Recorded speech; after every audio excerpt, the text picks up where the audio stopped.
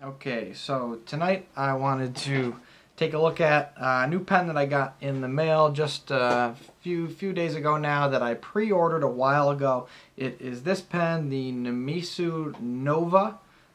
This pen is machined titanium, and it also has a titanium extra fine Bock nib unit in it, which is somewhat exciting.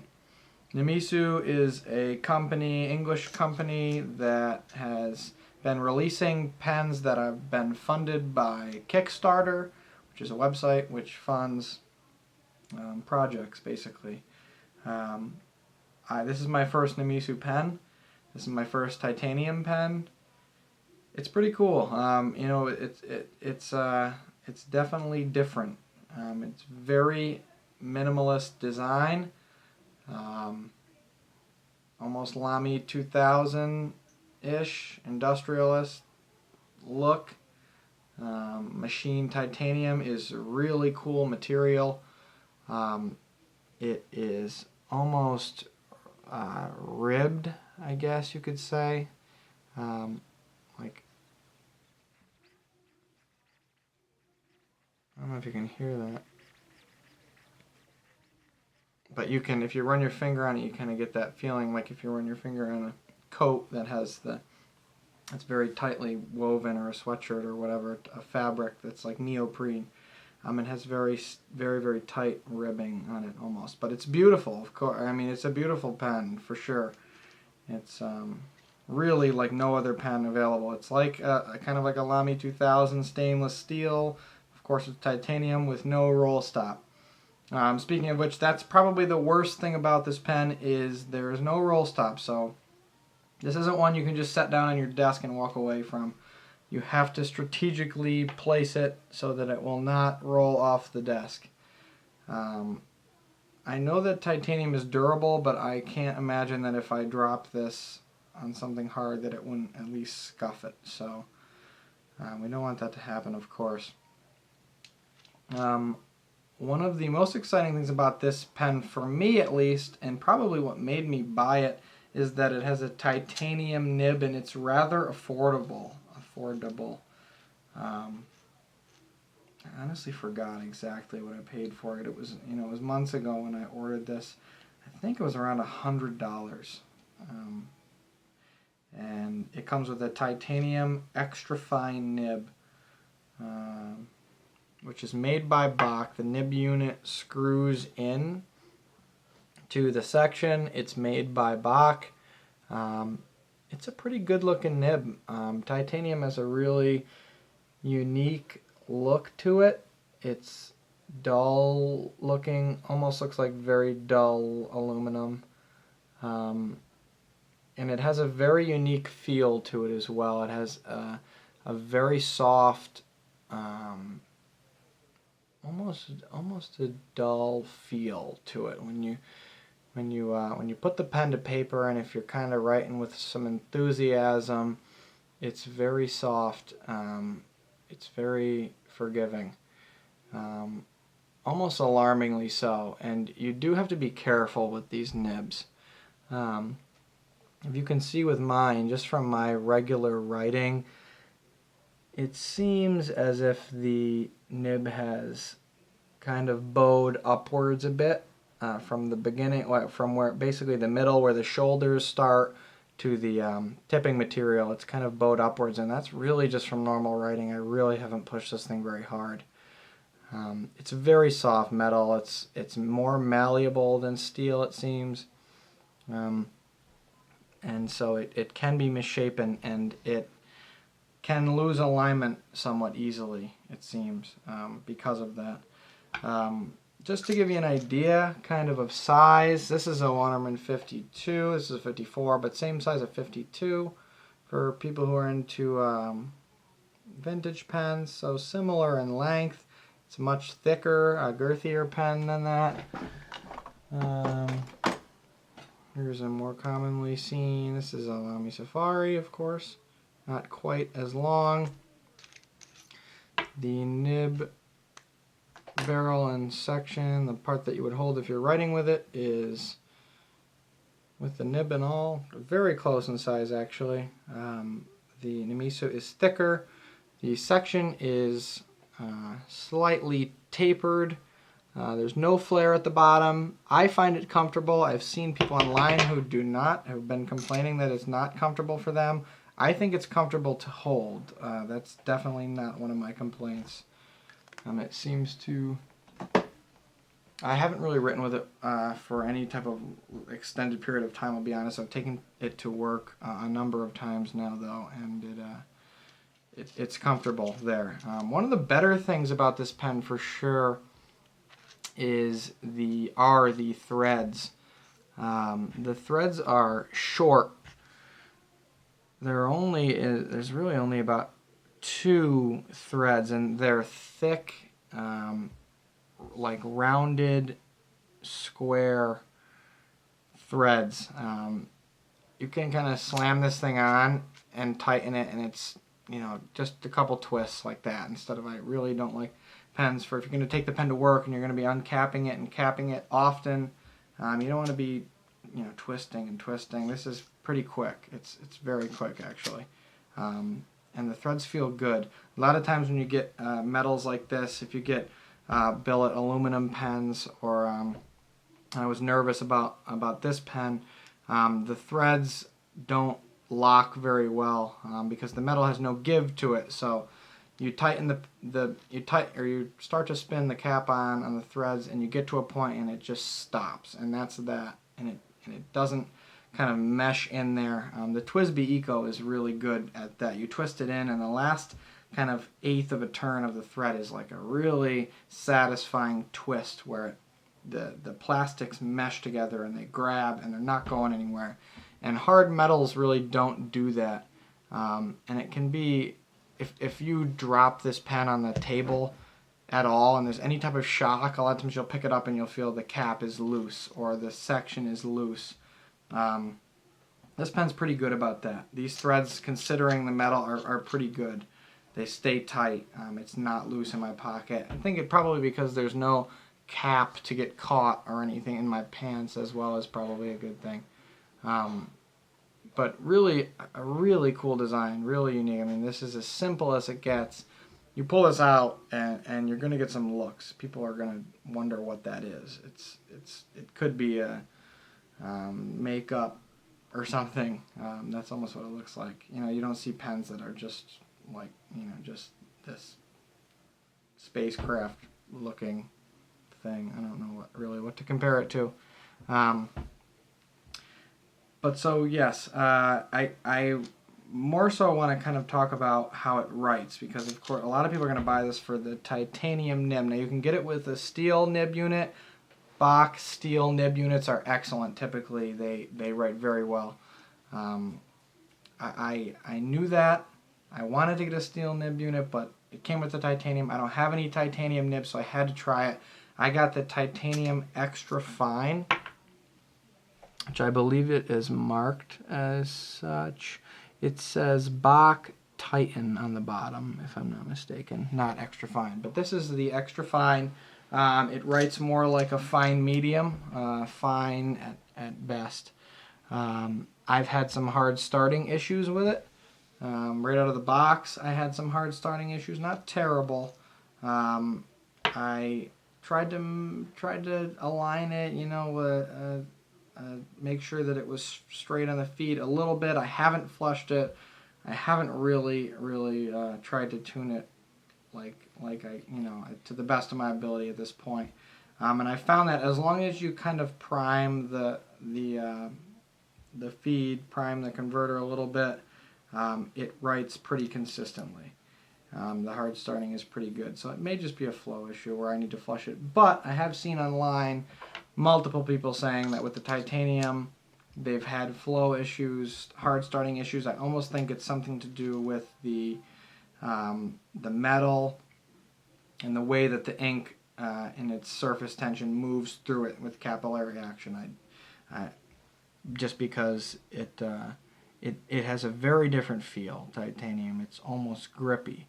So, you know, I wouldn't be surprised if that was the case. So anyway, I'm going to move to the paper, give you guys a little bit of a writing sample, and talk a little bit more about the pen. Here you can see what I mean. This thing is decently heavy. I haven't weighed it quite yet. It's probably a 35, 40 gram pen, maybe 45, which is pretty heavy. It rolls around. If you leave it, it's probably going to roll off the desk. So you find a spot that's safe for it. A little bit of a closer look at the rather good-looking Bock titanium nib that's on this thing. It holds ink. If you get ink on it, it's going to stay there. It holds ink pretty good, but it's got the darker gray, matte gray look that the titanium metal gives off is a nice contrast to the very shiny, kind of polished, brushed titanium body. It looks really cool, this pen. One other exciting thing about this that's kind of surprising is that it does post. Actually, you'd think with a pen like this that it might not post. It does post. It's rather well balanced posted, actually. I mean, of course it's slightly back weighted, but not bad. And you can kind of twist the cap on there, and it stays on pretty good. So that's a plus. Doesn't seem to mark it up too bad. Maybe be careful because you could get something. Yeah, I guess it did. Yeah, I got a little bit of a mark there because I really twisted it on to show you that. So be careful. You can post it. Just be careful with it. Today I am going to put some Ackerman Shocking Blue in it. This is one of my favorite blues. It is, these Ackerman bottles are really cool. There's a ball in there so you can fill this top section. If you dump it down, hear the ball. The ball move down there, lets ink in. Then when you turn it back, the ball blocks the passage, and the top is full and ready for you to ink your pen into. So you can see that is full. Comes the Namisu takes or fills with a standard international cartridge converter. There is a bit of Ackerman Shocking Blue in here now, but not much. So let's fill her up here.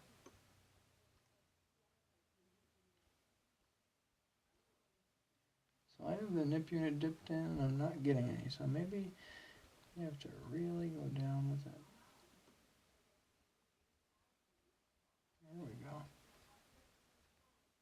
Put just the beginning of the grip in there. You can see by that nice little ring. It's somewhat difficult to wipe ink off of the titanium, I've found as well. Let me see if I can show you this. It's kind of interesting. Cap this, I won't spill it, but it's cross-threading anyway. So as you can see, there's some ink on there. And it stays there. It stays on there. You wipe it like that, it doesn't come off, but if you add a little bit of water, it comes right off. So I guess you need to get ink off titanium, you need a little bit of lubrication. It's kind of amazing. It will not come off whatsoever without water or saliva, whatever you choose to use. So, and same with the nib unit. If you put some water to it, you might be able to get this to clear up. But just taking a dry paper towel, basically nothing comes off unless you touch the the breather hole there and get some ink to pull through. So I'm going to just give the cartridge converter a slight twist and kind of prime the feed. Just push a little bit of ink into there. Should be pretty much primed. Obviously, we just submerged it in ink. Just make sure this is completely closed.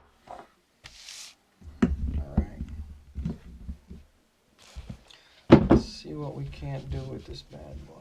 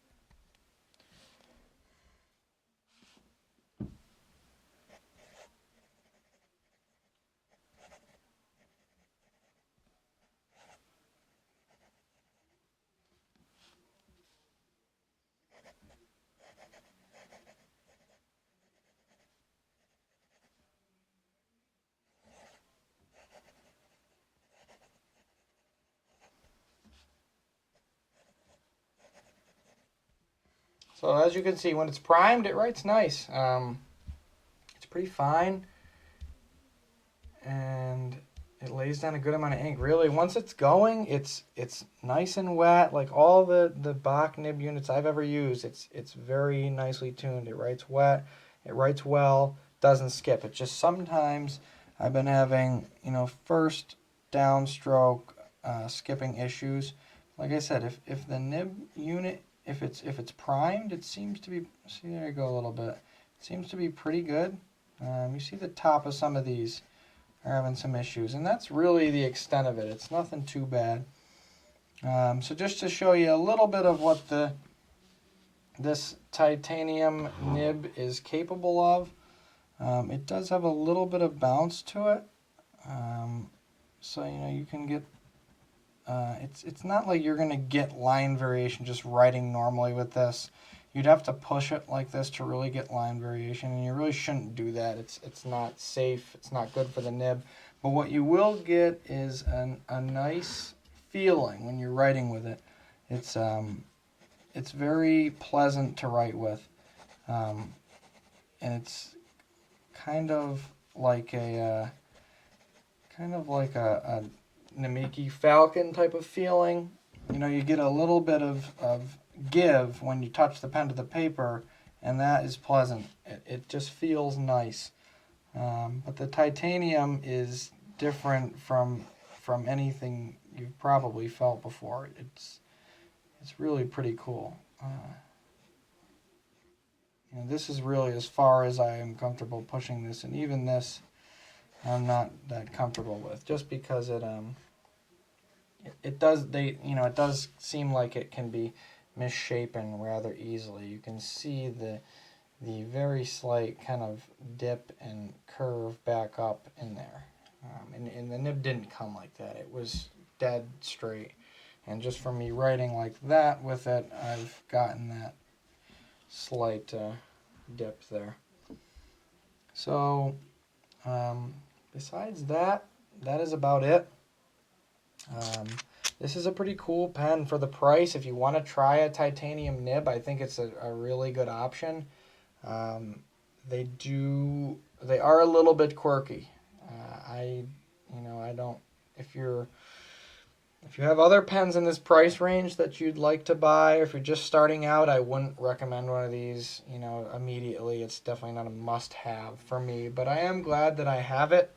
I do like the design a lot. So if you really like the design and you want to get a steel nib unit, I guarantee you'll be happy with it. I'm sure it will write really nice, and it's a really cool looking design. But the titanium nib, it's a little bit iffy for me. The showing that it had here is actually better than it performs in real life. If you allow the nib to become unprimed, it writes very inconsistently, and I really wish I could show you that, but I don't want to try and pull ink out of it and write with it then. So I'll give you the good side of it. I'll leave you with that. I do have a lot more Vintage Flex videos that will be coming out soon. I've got a few that I've released recently. I have another vlog video that I am working on, so thank you for those of you who left positive feedback, comments on the last one. I really appreciate that. It's really fun for me. It's been really fun for me to kind of get into this and make content. And the vlogs are definitely something I really enjoy, and I plan on making more of. They just take a long time to create because unlike this, where they're the pen videos are 1 or 2 clips, the vlogs are 30 or 40 clips, and it takes a long time to edit that. So, but I do have one that I'm working on now that will be out very soon, so stay tuned for that if you're interested. I also have a couple pens on eBay right now, and there's always more coming out. So, again, thank you for watching. I will see you next time.